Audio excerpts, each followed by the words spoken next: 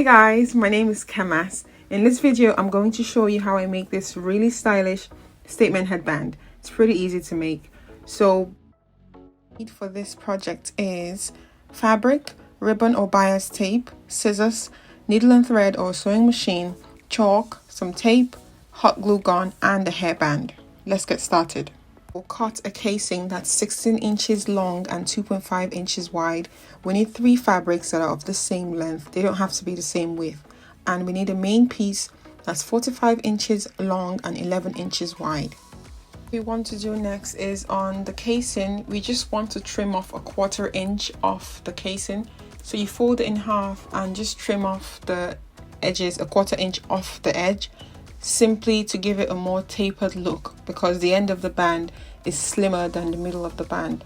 So I just cut off 3.5 inches off the end of the headband, sorry. And you do the same on the other side, and then you just go ahead and tape your headband on. I've left a 1/2 inch allowance on both sides. The headband itself is 15 inches long, but remember we cut 16 inches just so we have 1/2 inch on each side to allow us to finish off the headband neatly. So you just go ahead and glue that down and tidy it up just like we did at the beginning.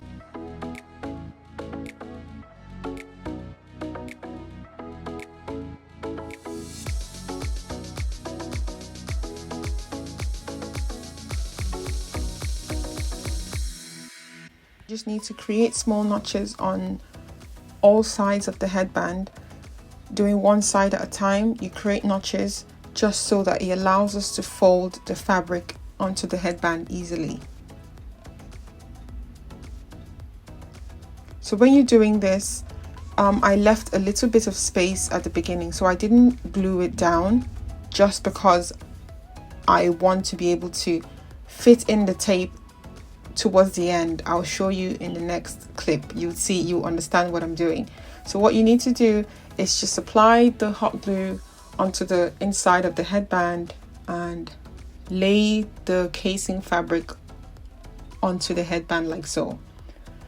So what I was trying to explain to you, you need to leave a space at the beginning that would allow you tuck your piece of fabric or your bias or your ribbon into the headband like this, so you can use something to stick it in better so that it's tidier. So you just stick that in and you glue it down.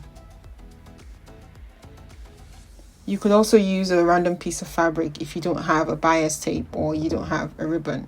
So you can just cut a piece of fabric measuring the same 16 inches long and fold it in half and just use that for your project instead. So what we do now is that we glue down the bias tape onto the hairband. Sorry, the glue was getting everywhere.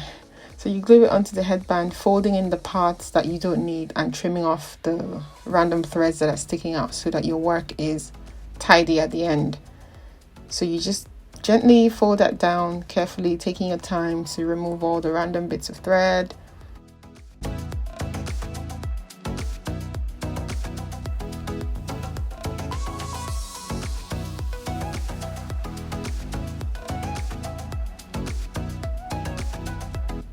You need to be careful because the glue can be really hot and it can burn you. So just be mindful of when you're touching the hot glue directly.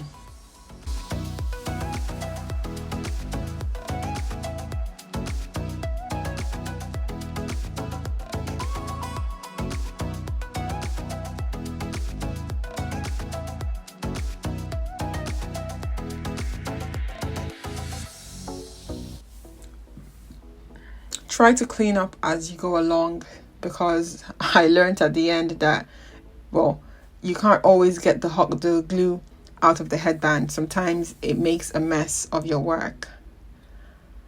But I was in a hurry making this, so I didn't really take so much time to take all the glue off.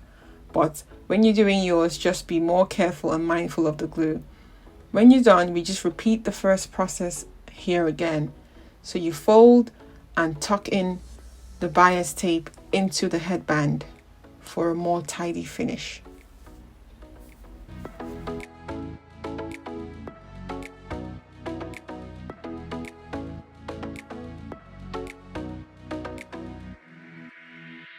Same thing I was doing, just trying to tuck the bias tape into the headband, and you go ahead and glue it like so. Finish it up as neatly as you can, and don't mind the way I make it. Mine just looked so rough at the end, but try to be careful to not put too much glue so that the glue doesn't dry and leave white marks everywhere.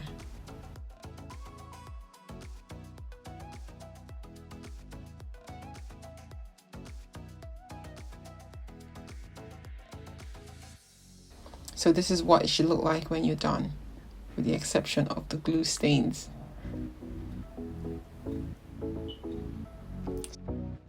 So on your main piece of fabric, we need to repeat the tapered look. So I just marked 2 inches off the width and 5 inches off the length. You can make yours longer or shorter. You can make a more tapered look if you want. It's entirely up to you. So in order to give it a more symmetrical and even cut, I just folded it in half and I cut along the marked portion. It's quicker, it's easier, and it's faster. So I cut along the marked portion and I went ahead and sewed it round, sewed the perimeters of the fabric round, and I did the same for the inner piece as well. When you're done, you flip it the right side out for both of them and give it a good press. Iron it out so that everything is even and you know how, and you can see how everything is laid out. So when you're done giving it a good press, you go ahead and lay down the inner piece onto the seam line of the main piece and sew along the pin part like this. So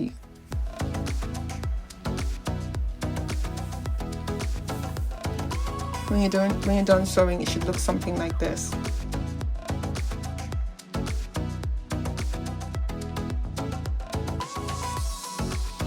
And you flip the piece on the inside and tidy up the raw edges. You can choose to sew it shut or you can choose to sew it round. I sewed mine round, but I think next time I do this, I might sew it shut just to see what it looks like or to know how it's going to be. So I sewed mine round, and then what you do is you go ahead and you pull in the piece that you tucked inside. You pull it round to the other side of the main piece. This should automatically create a ruffled effect for your headband, as you can see. But the problem now is that this is way too long for what we need it to do. So again, because I wanted mine long and full, I cut 45 inches long. So if you do not want yours to be this full, you do not have to cut 45 inches in length. You can make it 40, you can make it 30, you can even make it 20 if you want. But I wanted mine to have this really full ruffled look. So that's what I did. So on the headband, you go ahead and mark where you want the ruffles to start and to stop. I wanted mine to be 3 inches off the tip of the headband. So I just marked the 3 inches, and now I'm left with 6 inches of headband to work with. Remember, the headband in total is 15 inches long. And taking 3 inches off both sides gives me 9 inches at the crown of my head to attach my headband, my piece.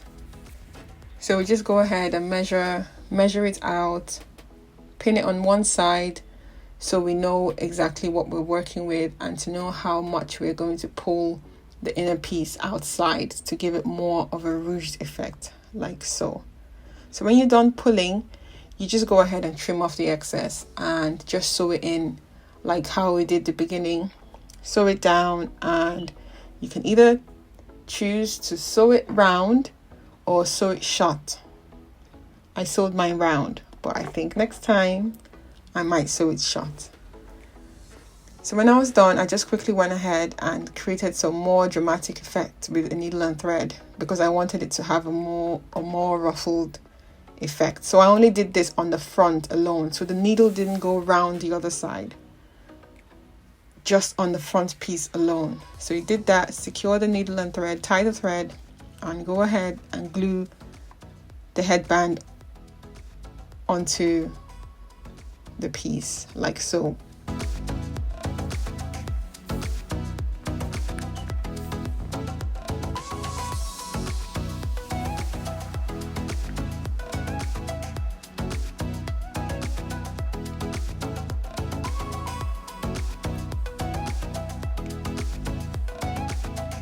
This should be pretty much secure, but because I just wanted extra security, and I just wanted it to have more of a tidier look and to get rid of some of the glue stains, I just went ahead and I tacked along the sides of the hairband, attaching the headband onto the fabric piece like this.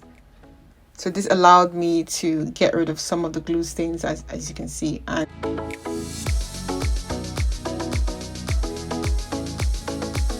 this is what the finished look looks like. Pretty cute and very easy to make. Thank you so much for watching. Make sure you like my video. If you like it, subscribe to my channel and stay tuned for more videos like this if you'd like to see them. Thank you so much for watching. Bye.